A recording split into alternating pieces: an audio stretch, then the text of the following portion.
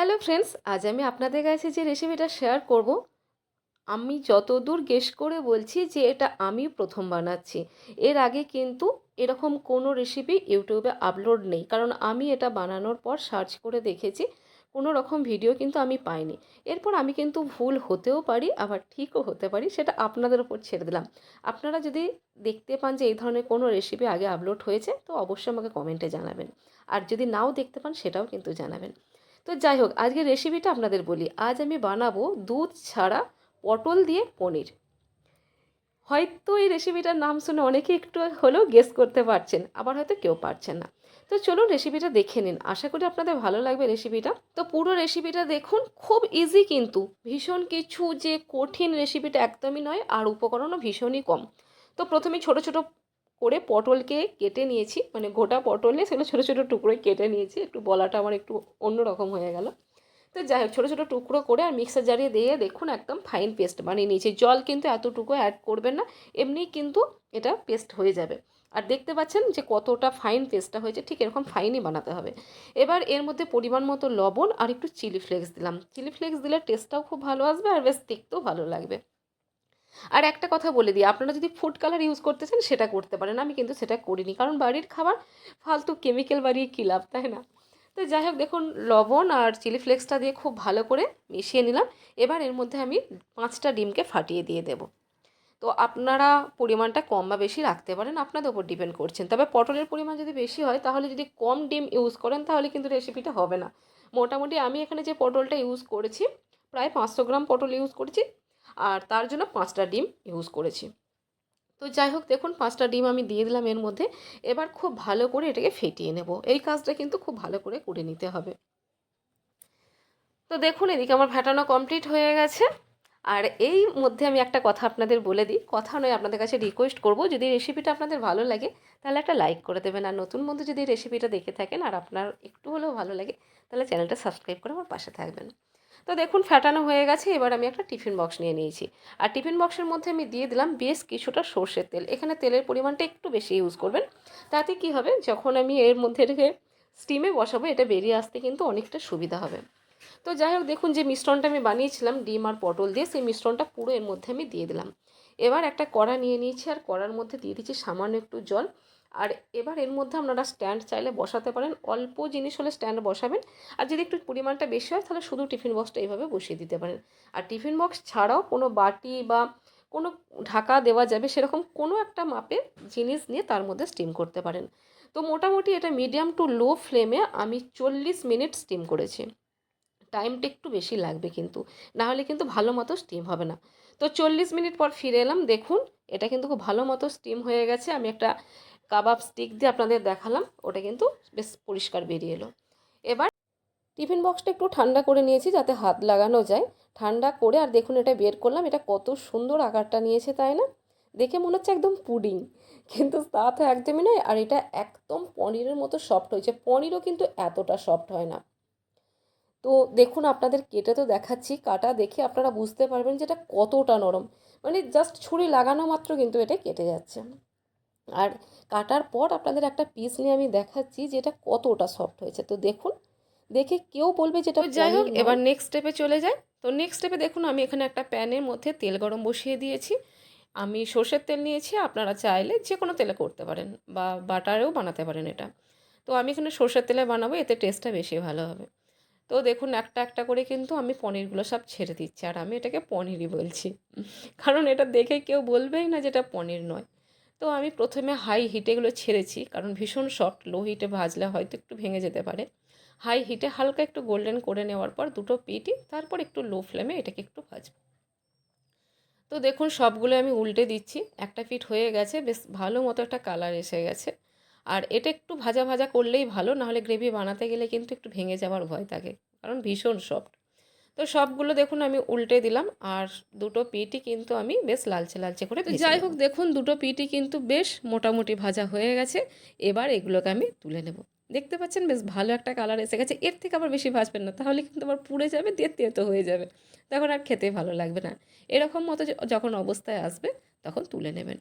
আর আমি কিন্তু এগুলোকে 3টে ব্যাচে ভেজেছি, কারণ আমার পরিমাণটা একটু বেশি আছে, যেহেতু 5টা ডিম আছে, প্রায় 500 গ্রাম মতো পটল আছে। তো যাই হোক একটা ব্যাচ ভাজা হয়ে গেল, এবার সেকেন্ড ব্যাচটাও আমি ঠিক এইভাবেই ছেড়ে দেবো। প্রথমে তেলটা একটু ভালো মতো গরম করে নেব, তারপর এগুলোকে ছাড়বো। না হলে কী হবে, ঠান্ডা তেলে দিলে এগুলো কিন্তু এদিকে ভেঙে যাবার যতক্ষণ ভয় ভাজা আছে। এগুলো চলছে সেকেন্ড ব্যাচের আর থার্ড ব্যাচের, ততক্ষণ এদিকে আমি একটা মশলা বানিয়ে নিই। মশলার জন্য কী কী নিয়েছি এখানে দেখুন, 2টা মিডিয়াম সাইজের পেঁয়াজ নিয়েছি, রসুন নিয়েছি প্রায় 10 থেকে 12 কোয়া, তার থেকে একটু বেশিও নিতে পারেন। আদা নিয়েছি 2 ইঞ্চি মতো, নিয়েছি 4 মগজ প্রায় 15 গ্রাম মতো হবে, কাঁচা লঙ্কা, কাজু 8-10টা আর একটি টমেটো। এবার একটা কড়াইয়ের মধ্যে আমি দিয়ে দিচ্ছি সর্ষের তেল 1 টিস্পুনের থেকে একটু বেশি। এবার এই তেলটা একটু গরম করে যে মশলাগুলো আমি কেটে রেখেছি সমস্ত মশলাটাই আমি এর মধ্যে দিয়ে দেবো আর একটু সতে করে নেব। তো মিডিয়াম টু লো ফ্লেমে এগুলো কিন্তু ভাজা ভাজা করতে হবে। আর এতে কী হবে, বেশ ভালো মতো ভাজা তো হবে, উপরন্তু এই যে টমেটোর যে স্কিনটা আছে সেই স্কিনটাকেও কিন্তু তুলে ফেলে দেবো। তো দেখুন নাড়াচাড়া করে নিলাম ভালো করে, আমি ঢাকা দিয়ে দিয়েছিলাম কিছুক্ষণের জন্য, যাতে কী হবে তাড়াতাড়ি সফটও হয়ে যাবে আর ভাজা বেশ ভালো মতো হয়ে যাবে। আর এই দেখুন টমেটোর স্কিনটা উঠে আসছে, হাত দিয়ে তো তুলতে গেলাম কিন্তু এত প্রচণ্ড গরম যে হাত দিয়ে আর তুলতে পারলাম না, একটা কাঁটার হেল্প নিতে হচ্ছে।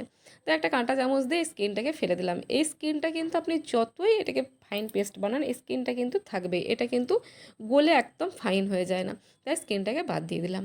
এবার এই মশলা যেটা বানিয়েছি, মানে এখানে যে মশলাটা সতে করেছি, এই মশলাটা একটু ঠান্ডা করে নিয়ে একটা ফাইন পেস্ট বানিয়ে নেব। তো এটা ঠান্ডা হওয়ার জন্য ছেড়ে দিয়েছি। আর এদিকে দেখুন আমি নিয়ে নিয়েছি 2 টেবিল স্পুন টক দই। এর থেকে বেশি ইউজ করবেন না, তাহলে কিন্তু রেসিপিটা টক হয়ে যাবে, কারণ যেহেতু টমেটো ইউজ করা আছে। আর যে মশলাটা সতে করে রেখেছিলাম সেটাও এর মধ্যে দিয়ে একটা ফাইন পেস্ট বানিয়ে নিলাম। এবার সেম কড়াইয়ের মধ্যে আমি দিয়ে দিলাম 1 টিস্পুনের থেকে আবার একটু বেশি তেল। এবার এর মধ্যে গোটা গরম মশলা, জিরা, শুকনো লঙ্কা ফোড়নে দিয়ে দিচ্ছি, আর দিয়ে দিচ্ছি একটা তেজপাতা ছোটো ছোটো টুকরো করে। 2টো এলাচ নিয়েছি, এলাচ কিন্তু ফাটিয়ে ইউজ করবেন, নাহলে ছিটিয়ে আপনার দিকেই আসবে কিন্তু। তো যাই হোক এই মশলাটা একটু সতে করে নিয়ে বেশ ভালো মতো একটা বেশ যখন গন্ধ বের হচ্ছে, তখন এই যে পেস্টটা বানিয়ে রেখেছি এই পেস্টটা দিয়ে দিলাম। গ্যাসের ফ্লেম কিন্তু একদম লোতে করে দেবেন, কারণ আছে কাজু আর চারমগজ। হাই ফ্লেমে কিন্তু একদম প্যানের নিচে বসে গিয়ে রেসিপি পুরো খারাপ হয়ে যাবে। তো একদম লো ফ্লেমে কিন্তু আমি মশলাটা কষিয়ে নিচ্ছি।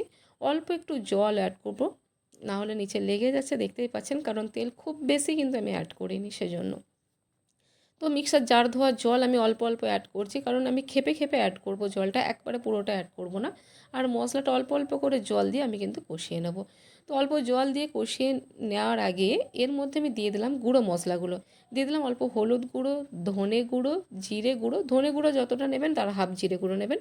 আর নিয়েছি অল্প একটু কাশ্মীরি লঙ্কার গুঁড়ো আর অল্প একটু ঝাল লঙ্কার গুঁড়ো, কারণ কাঁচা লঙ্কা কিন্তু অলরেডি ইউজ করা আছে, তাই ঝাল লঙ্কার গুঁড়ো কিন্তু বুঝে ইউজ করবেন। এবার ঢাকা দিয়ে আমি এটাকে মোটামুটি 7 থেকে 10 মিনিট টাইম নিয়ে কষিয়ে নিয়েছি। মাঝে মাঝে অবশ্যই নাড়াচাড়া দিয়েছি কিন্তু ঢাকা খুলে, নাহলে কিন্তু নিচে লেগে যাবে।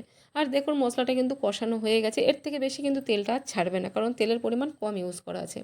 এবার এর মধ্যে আমি যে পনিরগুলো ভেজে রেখেছি, পটলের পনিরগুলো, সেগুলো এর মধ্যে দিয়ে দিলাম। এবার এটাকে দিয়েও একটু ভালো করে কষিয়ে নেব। খুব ভালো করে মিশিয়ে নিচ্ছি। গ্যাসের ফ্লেম কিন্তু লোতেই থাকবে, গ্যাসের ফ্লেম হাই বা মিডিয়াম করতে যাবেন না, একদম লো ফ্লেমে। বেশ কিছুক্ষণ কষিয়ে নেওয়ার পর এর মধ্যে অ্যাড করলাম গরম জল। আর গরম জলই অ্যাড করবেন, ঠান্ডা জল নয়। তো আমি জল একটা আলাদা পাত্রে ফুটিয়ে নিয়েছি, ফুটিয়ে নিয়ে এর মধ্যে দিয়ে দিলাম। তো কতটা গ্রেভি রাখতে চান তার উপরে ডিপেন্ড করে জল দেবেন। তো আমার মনে হলো গ্রেভিটা আরেকটু জন্য জল লাগবে, কারণ এটা ফুটবে, ফুটে গেলে একটু জলটা শুকনো হবে। তো তারপরে এই যে পনিরগুলো সেটাও একটু গ্রেভিটা অ্যাবজর্ব করবে, তো অ্যাবজর্ব করার জন্য কী হবে, পরিমাণটা একটু কমে আসবে। তো দেখুন আমি ওপর থেকে ধনেপাতা দিয়ে ঢাকা দিয়ে বেশ কিছুক্ষণ তো ফুটিয়ে মিডিয়াম নিয়েছি। ফ্লেমে 5 থেকে 6 মিনিট এটা ফুটিয়ে নেওয়ার পর আমার মনে পড়ছে যে আমি এই রেসিপির মধ্যে লবণ অ্যাড করিনি। তো তখন আমি পরিমাণ মতো লবণ আর 1 টিস্পুন চিনি অ্যাড করে দিলাম। এতে কি হবে, টেস্টটা ব্যালেন্স হবে। লবণটা তো এমনিই দরকার, আর চিনিটা দিলাম যেহেতু টক দই আর টমেটো ইউজ করা আছে। পর আরও কিছুক্ষণ এটা ফুটিয়ে নিলাম, যাতে লবণ আর চিনিটা ভালো মতো গ্রেভির সাথে মিশে যায় এবং টেস্টটা খুব এনহ্যান্স করে দেয়। তো যাই হোক এটা কিন্তু রেডি হয়ে গেছে। এবার গ্যাস আমি বন্ধ করে দিচ্ছি। আর ওপর থেকে গার্নিশিংয়ের জন্য একটু ফ্রেশ ক্রিম দিচ্ছি, এটা পুরোপুরি অপশনাল, থাকলে দিতে পারেন, না থাকলে স্কিপ করে দেবেন। তো দেখুন এটা দেখতে এখনই কত সুন্দর লাগছে না। এবার এটাকে সার্ভ করে আপনাদের দেখায়, আর দেখার পর আপনারা বলবেন যে এটা পনির না পটল দিয়ে বানানো পনির, মানে দুধের পনির না পটল দিয়ে বানানো পনির। তো যাই হোক দেখতে কিন্তু দারুণ হয়েছে তাই না, আর খেতেও কিন্তু অসম্ভব টেস্টি হয়েছিল।